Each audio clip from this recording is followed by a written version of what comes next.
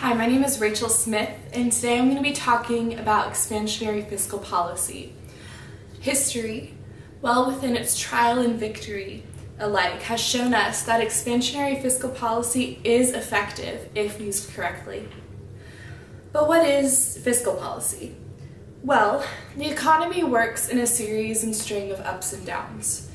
We have an actual output below GDP, that potential GDP, and that's called a recessionary gap. If we rise above this potential GDP, it's called an inflationary gap.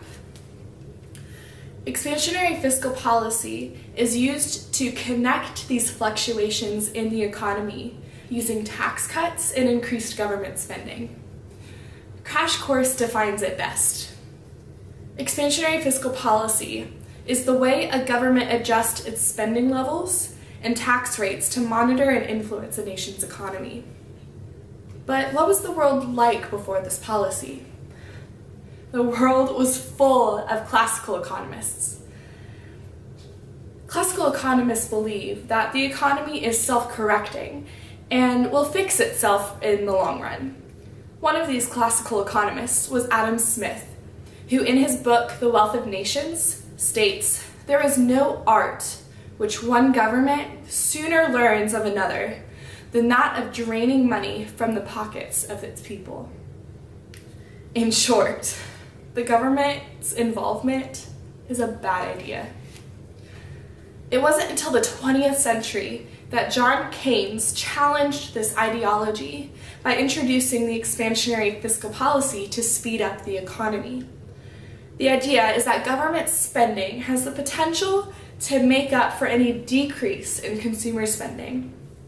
Keynes' challenge to classical economists is summed up in a humorous and very cutting comment.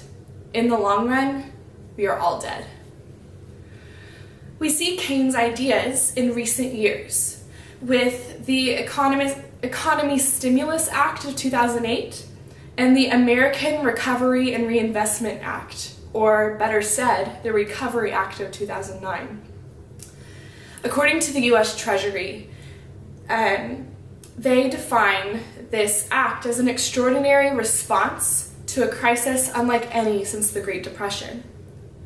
The Recovery Act works in ways of tax relief and an increase of government spending, stimulating the economy and restoring confidence back in the American people. This is an example of effective expansionary fiscal policy.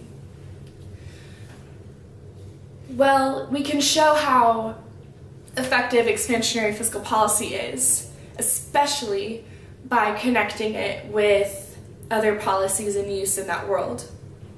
We have austerity. Now, austerity is raising taxes, cutting government spending to reduce debt. Pretty much the opposite of expansionary fiscal policy, and it is something used in the Eurozone. The difference is best explained by Crash Course. Since 2011, the US economy has rose an average of 2.5%, where the Eurozone, using austerity, has decreased by 1%.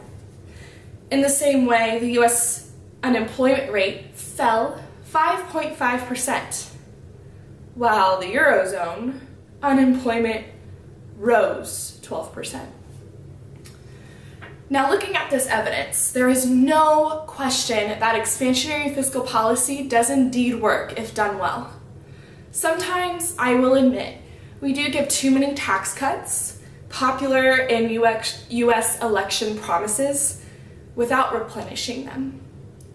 The key, I believe, to expansionary fiscal policy is a wise president and Congress behind it, to utilize the policy's strengths while aware of its dangers to produce the best outcome for this nation's economy.